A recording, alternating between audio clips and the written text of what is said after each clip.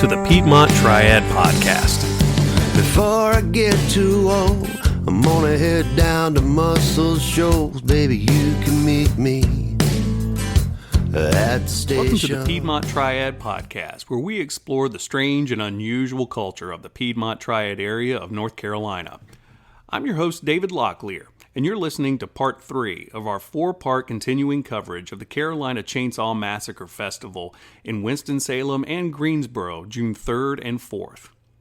On this episode, we talk with Raleigh death metal band Eldritch Horror. On New Year's Day 1990, Eldritch Horror officially formed and went on to become part of the golden years of the death metal genre.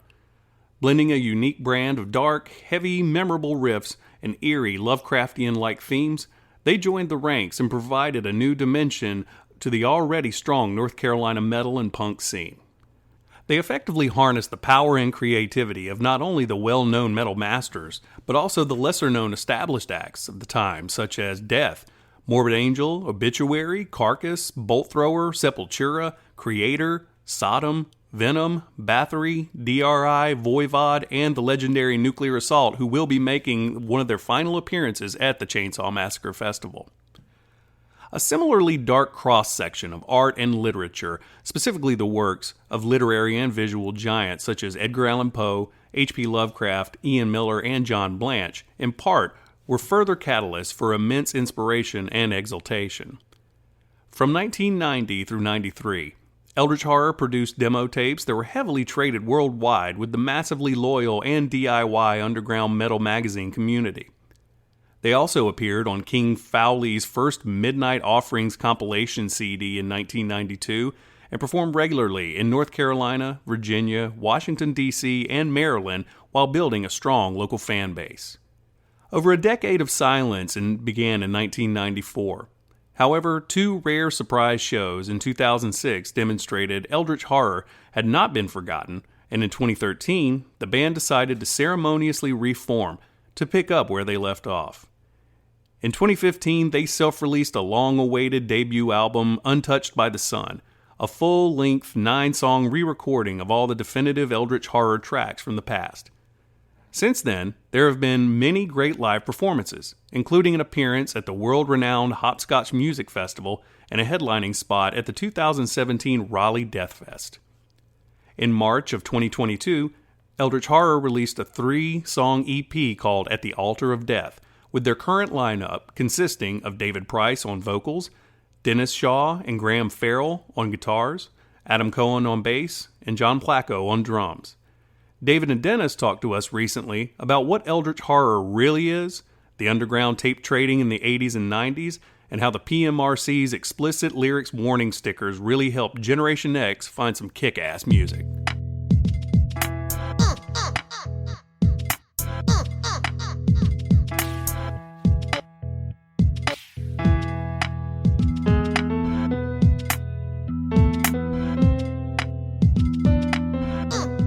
Yeah, Dennis, I actually saw, I think I saw it was on your profile that you're an engineer. I am, yeah, I'm a software engineer. It's funny when you get older that guys making thrashy, nasty metal like I grew up with, it's like they're all the geniuses now, We when we were growing up, everybody told us we were going to be, complete fuck-ups, so it's nice to see, Yeah, exactly. It's nice to still be doing it too, because back in in 1989, you don't have a career, you don't have any real income. You're we were all working restaurants and just whatever labor that we could find, and so it's nice now to actually have a career with some income where now we can have gear. Now we can, Yeah, I know. It's like when you don't have money, gear becomes, I guess, it becomes a project because you're going to be working on it over and over and over again because there's no way you're getting another one. Definitely. Yeah. And cobbling together, We literally had stuff cobbled together back in those days. We would have the preamp portion of a combo amp pulled out of the combo amp, hooked up to some crappy power amp, and like running it through some speaker cabinet, just terrible stuff. A homemade speaker cabinet. Yep. Yeah.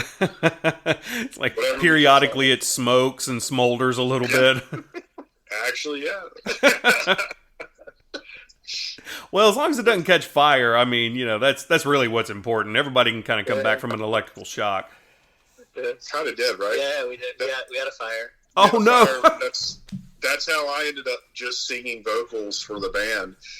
Prior to in our very early days, I played guitar and sang, and Dennis played guitar, like lead guitar, and we were playing a show, and I had the worst gear. It would sound okay when everything was right. We played this show in Chapel Hill, and like 2 songs in, my head started like smoking and caught fire or something, and so we were like, so it was dead, and so I was just like, well, we got nothing else to do, so I just sang that show, and then afterwards I was like, guys, that was really fun. I think I just want to sing now. And like, all right, whatever. So that's pretty funny, man. When I was cracking a joke, I didn't think that was actually going to report back anything of significance, Yeah. Well, how long ago was that when that incident happened? Was that 91?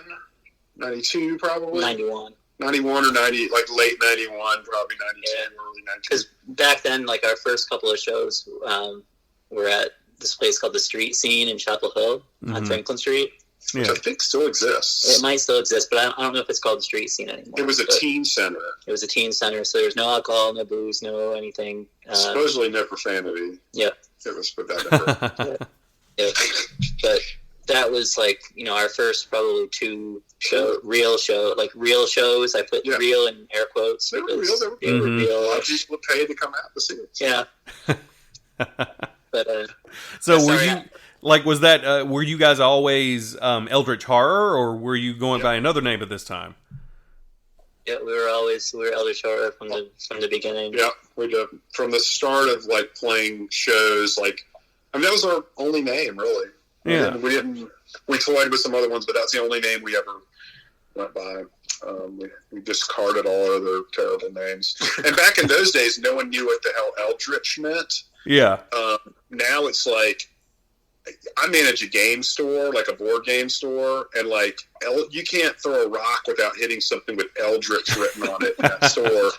It's so commonplace, and there's a board game called Eldritch Horror, no relation, and all my employees are just like, they're like, oh, I guess you just named your band after this board game. I'm like, no, man, this was like 30 years ago. We had the name in 1990. Oh man, yeah. Well, I got to admit that I assumed that I knew what Eldritch meant, and then as of today, I actually don't know what that means, and I went to go look it up because it was just one of those words that I'd used before, and then I was like, actually, I don't think I could define it now that I'm kind of pressing myself a little bit. It's a good one. Yeah, well, okay. Well, I mean, it kind of harkens to the, the cosmic horror, the sort of H.P. Lovecraft stuff, and so, how does that play into the themes of the songs on your albums? You've got 2. You've got the Untouched by the Sun from 2015, and you just came out with At the Altar of Death, and a 3-song EP. Yeah. Well, we've always been, especially myself and Dennis, have always been really interested in Lovecraft fiction. Just the stories, not the man.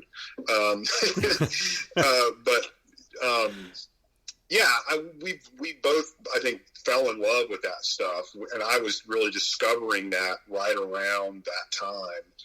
And just reading, I was really, really just finding that stuff, and it was kind of hard to find back then. You could find some of his stories at the library and stuff, and we just, I don't know, for me, and we started writing lyrics, and we were influenced by that, and then also we were really into this role-playing game called Warhammer, and which had this really dark fantasy theme to it, and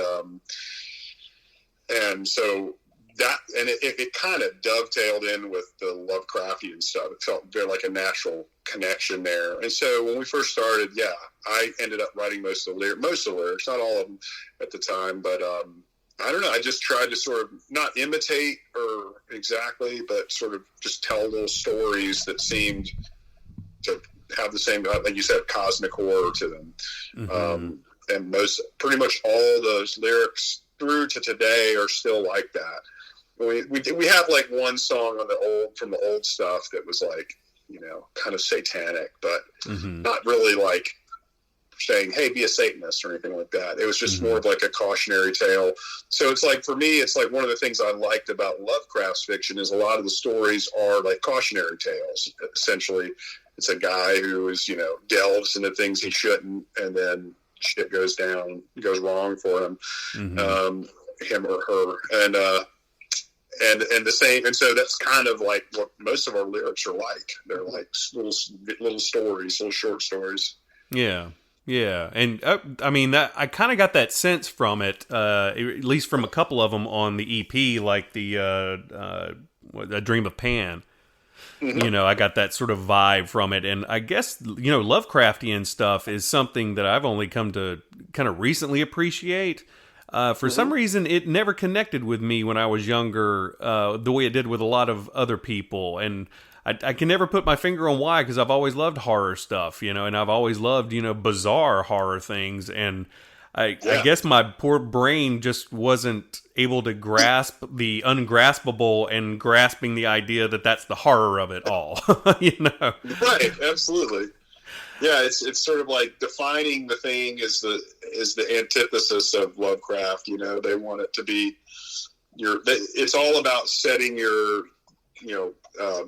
winding up your brain and letting it go, and then wherever it takes you, whatever you're imagining is the worst thing that could be happening.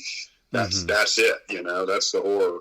But everybody gets into things at different times and stuff, and if you're liking it now, that's cool, Yeah. It's interesting because it also makes sense as to why there are so few movies that are able to pull off a Lovecraft vibe.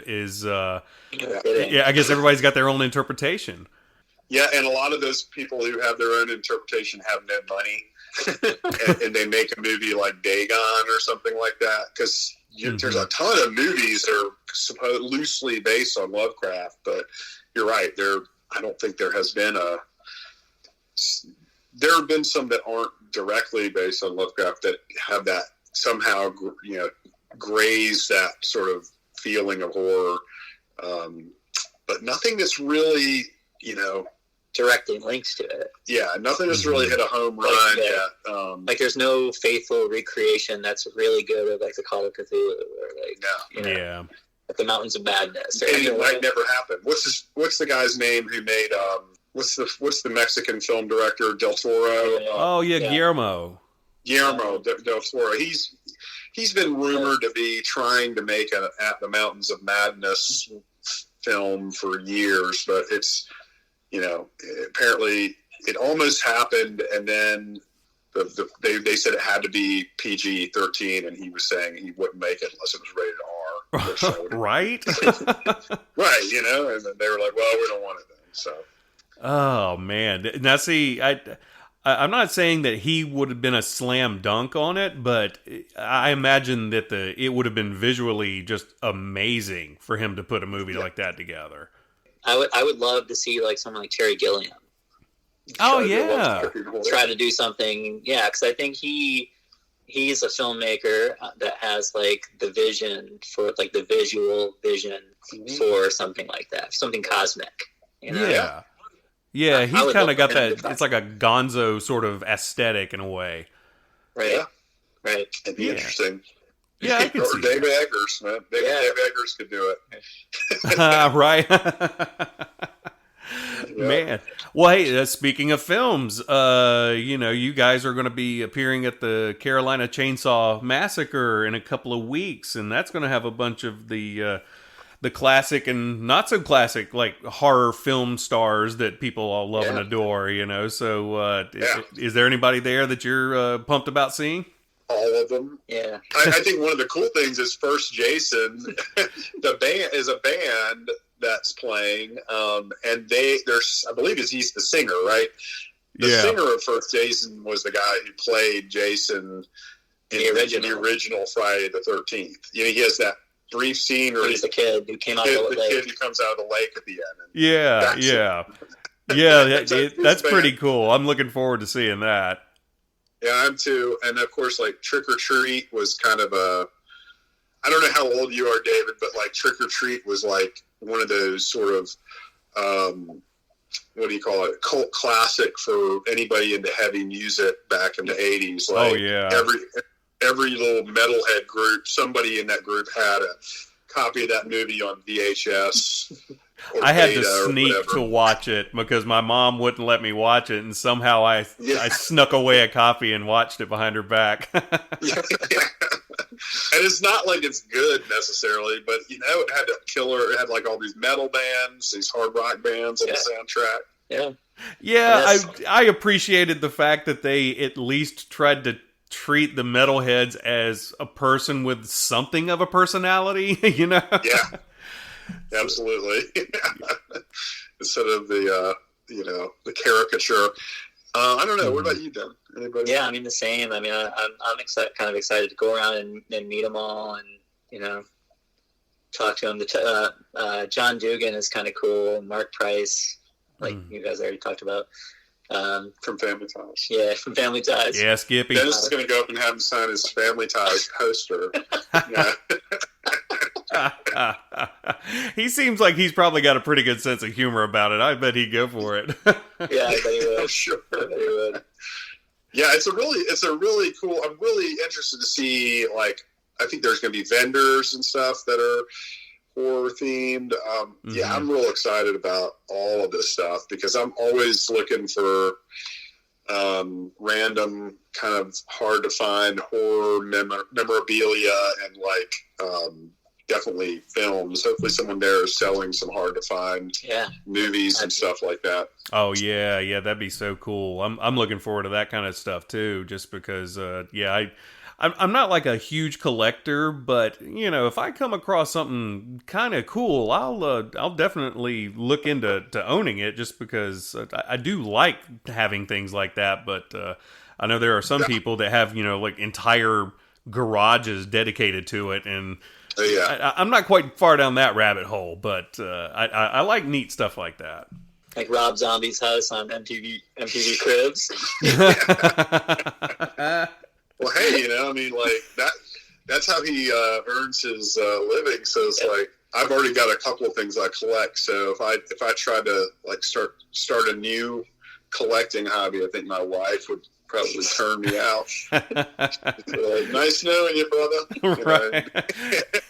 It's like straw meet the camel's back. Yeah. Exactly. Yeah. I'm super excited about all the like the actors and the cult classic stuff going on, but I'm probably more excited to play with the bands that we're playing with, and to be able to meet Rick Ross and Reed St. Mark. Yeah. Like, To me, that's just amazing. Yeah. Yeah, I'm almost nervous about going to try and talk to like Mark St. Mark in particular. It's just I feel like I'd maybe get too starstruck, and then I would feel like a jackass for even walking up to him, kind of thing. You know? Yeah. I mean, I was like last night. I was thinking about what stuff, because John is like, bring stuff to get signed, and I'm like thinking about what stuff I could bring to get signed, and it's like, do I bring my import to Megatherion and Emperor's Return to have him? He drummed on those, Yeah. And then like Leprosy. I mean, we saw Death back in 1990. Oh, yeah. Wow. We saw them in 1990. I think it was whatever year. In Charlotte. It was Spiritual Healing. Yeah, it was Spiritual Healing Tour. But it was shortly after Rick Ross left Death. Wow, man, and that's James awesome. Murphy. Yeah, and James Murphy was played on Spiritual Healing, but we saw the Spiritual Healing Tour, and it was like Carcass opening up. It was their first time in the United States. There were like 30 people there in Charlotte. Yeah, there were 30 people there. Oh. That was it. It was like nobody there. we heard about it on on 88.1 Chainsaw Rock in WKNC, the NC State station. Used to have them, they had for years, they had like a metal show, and they were like, oh yeah, there's shows coming up in the area. Charlotte's got Death with Carcass. And we were like, what? Man. When we saw that, nobody was there. It was astonishing how few people were there, but it was a killer show. That shit, that's a travesty. I can't believe that. That sucks. Yeah. It's like, so it'll be, because Dave and I both probably have the Ultimate Revenge 1 and 2 like stuff memorized. And Rick Ross was to the left of Chuck Schuldiner, with his red BC Rich, playing on this like legendary classic. Yeah, definitely. For me, Rick Ross played on the record that was what made me want to play death metal, which is Leprosy by Death. And I had been listening to death. We always debate like what's death, what is death metal, when does it become a distinguishable genre, if it even is, and I think that's the record, even though that's not their first record. To me, that's the first like distinguishable, like by modern standards, death metal record. And we all listened to a bunch of like death bands called death metal, things like Possessed and whatever, Dark Angel, and all these bands like that had that sort of moniker given to them. But that's the one where I heard that song "Pull the Plug" and I was like, that is what I want to do. Jesus, that was so good. Even like Celtic Frost to me has a ton, like, and Hellhammer has a ton of death metal elements. Oh yeah. Yeah. I've always kind of attributed them more to the doomish metal, but there's no denying that there's a lot of death metal floating around in there. Yeah, it doesn't help that there's so much crossover, like with everything too. Like even when we started, we were. I would consider us early Eldritch was death metal, but we had definite thrashy tendencies. Yeah. We had, because we all loved thrash too. We all loved Nuclear Assault and bands like that, It was all kind of the same bag of bones that back then. It was just like, we called it all thrash metal.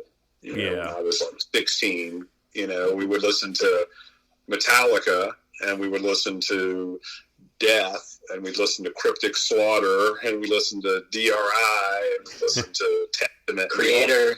Oh, yeah. We're like, oh, these are a bunch of thrash fans, and then later on, we're like, I guess this is kind of what Celtic Frost has kind of had something that helped create death metal, But in the moment, you're not thinking about it. You're just like, these are all these heavy bands, and I just got to have them. Because then my parents are going to get mad about it. Yeah. It's like that's always part of the appeal, Just like that sticker, that stupid warning sticker. It's like, oh, that was the greatest thing that ever happened. Yeah, it was. It told me what albums to buy. Yeah. for metal and for rap music, too. That was it. Both those styles of music just had mega sales after that. Oh, yeah. Oh, man. I know. I remember. Didn't they put one on Frank Zappa's instrumental album? Yeah. There's no lyrics at all. Yeah. It's ridiculous. I'm a huge Zappa fan. Oh man, see, those were fun times. It's just the world made no sense. The PMRC, that was the big thing. We were had that song. Yeah. Oh yeah. Hook and Mouth. Mouth. On So Far So Good So What. Yeah. And, God, we cared about that. I just remember being all fired up in high school about the PMRC, Tipper Gore's our enemy. We were fired up about it. I know. Oh yeah. Times, right? And I know it's like I'm already thinking of just song after song that was going after the PMRC just as much as televangelists at that time. Those were the two main targets, Yeah. You fight back against the PMRC, and then, you're right. Televangelists were always under assault, and then to tie into assault, nuclear assault, nuclear weaponry.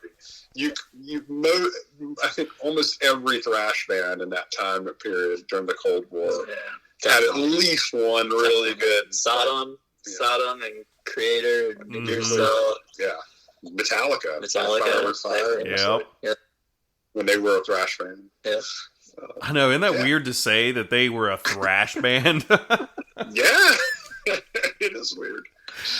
They're almost like Leonard Skinner now. Right, yeah. I know. Well, what do you guys think about the nuclear assault? They're retiring the show after this one.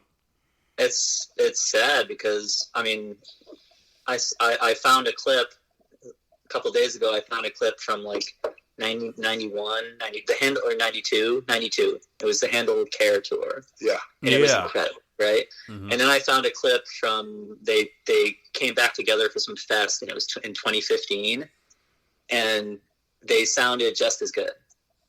Oh, that's amazing. So I don't know what they're going to sound like. I'm sure they're going to be amazing. We'll be probably in the front row. I will be in the front row. Yeah. It's just going to be incredible. They're supposed to be going on kind of late. I might be propped up, but I'll be at the front row. Yeah. That's cool. Yeah, the last time we saw them was at the Fallout Shelter in Raleigh in like 92 or 93. It was like probably the Survive tour. Or Handle with Care. It was Handle with Care. I bet it was 92. Yeah. And it was at the Fallout Shelter. The Fallout Shelter, which is now Flex Men's Club. Which is still this cool underground layer. It's still there. It's still downtown Raleigh, but like the ceiling was like it had a drop ceiling for some reason, and it was so insane in there. Like the capacity was it couldn't have been more than 100 people. Like 100, 150. Yeah, it couldn't have been. And there was only one way in and one way out, and it was down. You had to go downstairs. No, there were two stairs. Remember, there was the back stairs where we load in. But that was not open to the public. Yeah, I can't remember that. It's all a blur. It's definitely the kind of place that would have gone up in flames during a war. Yeah, I was going to say, it sounds like almost like it's about to be a prequel to the station fire in a way. Luckily, all the bands that played there were too poor to have pyrotechnics. It had a drop ceiling, and that drop ceiling came down that night. Yeah, it did. Oh, wow. Yeah. Just people moshing so hard and stage diving all over the place and crowd surfing.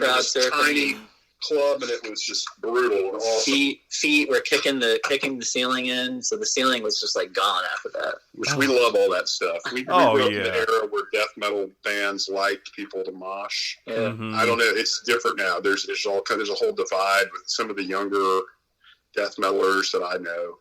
Yeah, they're sort of anti that stuff, but whatever. Different strokes. Yeah. It's odd how things you take for granted just start changing with younger opinions and whatnot. And it's like, oh, I thought it'd be like this forever. It's just awesome that people are still listening to these bands. Because like Dennis said, like Nuclear Assault was definitely one of the premier underground bands for me. Like in the era when I was discovering Death and Creator and all those bands, they were a level. They were a little more obscure than like Metallica and Megadeth and stuff like that at the time. And so I held them to the same esteem at the time. Yeah. I felt like they were just as good as all their peers. Yeah. Oh yeah. They were all great bands, and like those first two records, Game Over and then the Plague EP, like I still have my vinyl copies that I bought at Record and Tape Traders in Maryland when I was in high school. I still have them. I still listen to the same records, and they're great. They're so heavy, and Handle with Care was probably the one CD. No, sorry, I had it on CD and vinyl, but it was the one album that I think I just wore out the year it came out. I loved it just cover to cover. Mm-hmm. I had Survive on cassette, and I destroyed that. Like I wore that out. Survive was for me. I love Survive. Mm-hmm. Yeah. Oh yeah, it's funny because I mean they've got such an extensive catalog that I every time I talk to somebody, it's always different. I mean you have people that really liked what was it Savage, the one with the clown on it? I can't remember the name of it. Oh yeah, what is that one called? Dang it. I can't remember. I can't remember it. Anyway, it's I've got some people who genuinely like that one, and that really surprised me. Made me go back and listen to it, and it was kind of a good record, So I mean that just kind of explains why this is such a big deal, to guys like us, and because especially when it was initially announced they weren't retiring. That's just kind of a recent thing. So I'm definitely going to walk away with a T-shirt. Yeah. Oh yeah. Oh yeah. And like Incantation and Demolition Hammer also, like, I mean, Incantation, we were involved in like the tape trading stuff with our demos, with our first demo, and like seeing Incantation ads and like all the underground zines and everything you see. They were in totally in deep with the underground tape trading in a place that we wanted to. Yeah, we were trying. We were trying to do filling envelopes with ads and sending them out. And honestly, Demolition Hammer was like that too. Yeah, they were. Well, before they got signed, we would see their ads we would trade their ads around too, just like everybody else did. Yeah. Yeah. And those were definitely bands that, like, I wouldn't say we would call them peers because they're professional bands that were signed, but like they're bands that kind of came out of the same soup that we did, I think, in some way. Just maybe a couple of years older than us, so like a little further ahead. And so I always loved those bands that came out of that underground tape trading scene and stayed, got signed and stayed out there. And then also, I guess Deceased is somewhat like that. They're playing Friday night. Yeah. Yeah, I know. And man, it's so cool to be able to see all these guys playing together, and I'm looking forward to it. I'm really excited about seeing all you guys playing live because it is, it's my cup of tea, and I'm glad it's just right down the road from me. So that makes it, doubly exciting, Very exciting. Definitely. And you live in Greensboro, or do you live in, Oh, I live in Louisville, which is like like right on the other side of Winston. Okay, that's cool. Yeah, we both went to UNCG actually, so we both have ties to Greensboro. Yeah. Oh, and that's cool. I lived in right at the foot of Hanging Rock State Park. So that's where we first got married. And I worked in Winston-Salem. I worked at Old Salem, Salem College. Oh yeah. That was my very first job out of college. I was the webmaster for Salem College and Salem Academy. So. That's what went wrong. Oh, that's not bad. Yeah. That's pretty good gig for a young man. It was fantastic. At an all women's college, that's pretty solid. We were also both adult students. Like, we both went to college late. So Dennis, I was 27. You were 27, and I had gone just before. I started at UNCG when I was 24. So we were both adult continuing education students, and so we came in with a little more grizzled and went to college and drank a lot of beer and enjoyed not having to have a 9-to-5 or a regular job and just concentrate on studying, which was really fun. Not having to pay utilities and worry about where your meals were going to come from. Yeah. Didn't have to get too creative. It's actually super fun. It is.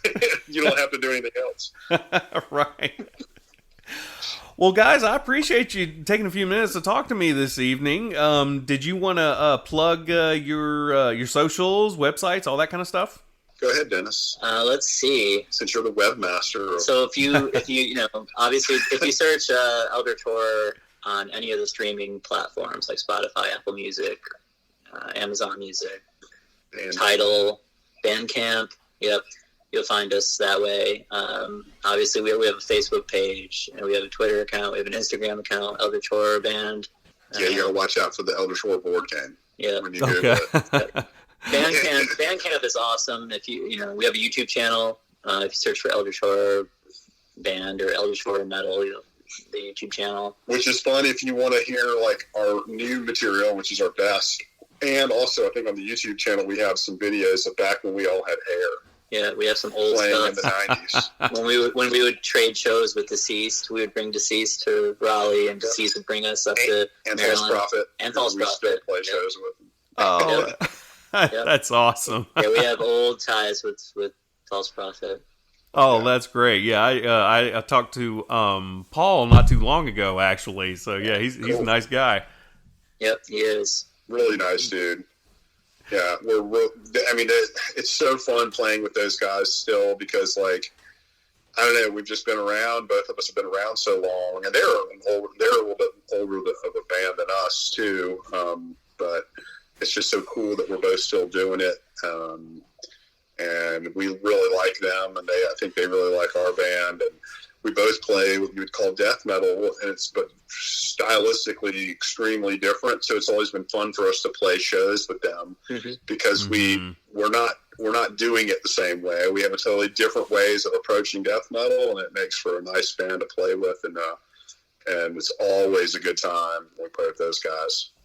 Well, that sounds like it is going to be awesome because, I mean, you're all going to be clumped together, so I'm sure some fireworks going to be happening at some point. Am I right? Yeah. Yeah, man. Of course.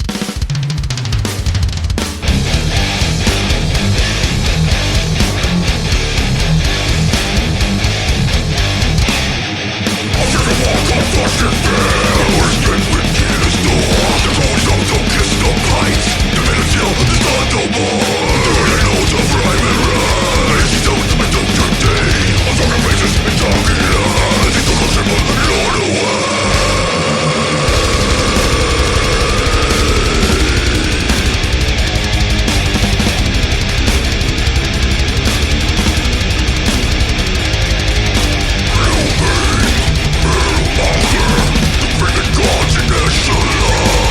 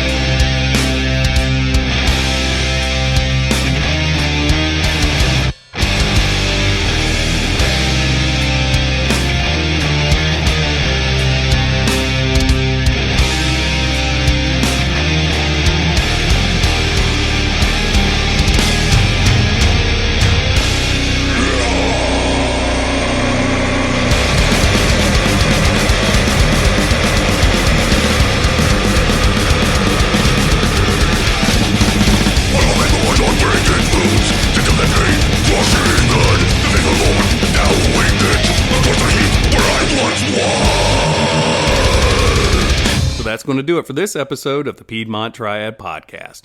I'd like to thank David and Dennis for taking a few minutes to chat with us, and I want to make sure you go and listen to At the Altar of Death on their Bandcamp page and on any of the major streaming outlets. Also, make sure to follow them on their social media pages, Facebook at Eldritch Horror, Instagram at Eldritch Horror Band. Check out their YouTube page with Eldritch Horror, and also make sure to go to eldritchhorror.net.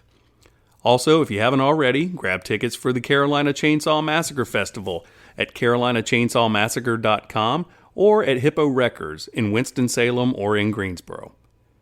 Also, another big thanks to Matt Smith and the Cowboy Spankers for letting us use their tune Not Tonight as our theme music, and make sure to check them out on their Bandcamp page or any of the major streaming outlets. Thanks to my friend and artist Brian Falk for doing all of our great logo artwork, and a big thanks to you for listening. Make sure you go and subscribe to the Piedmont Triad Podcast on any of the major podcast platforms and leave us a review on Apple, Spotify, Stitcher, iHeartRadio, YouTube, or wherever the hell you listen to this, and follow us on Instagram at Piedmont Podcast or Facebook at Piedmont Triad Podcast. Also, be sure to check out heavy-vinyl.com, our online rock and heavy metal vinyl website, where you can find and grab new heavy metal and rock vinyl releases, as well as all of the Piedmont Triad podcast episodes. Until next time, Triad. She keep on moving. You're like the devil when the sun goes down. Stay away from me. Well, I'm too far gone. There ain't nothing here to see, babe. So you best just move along.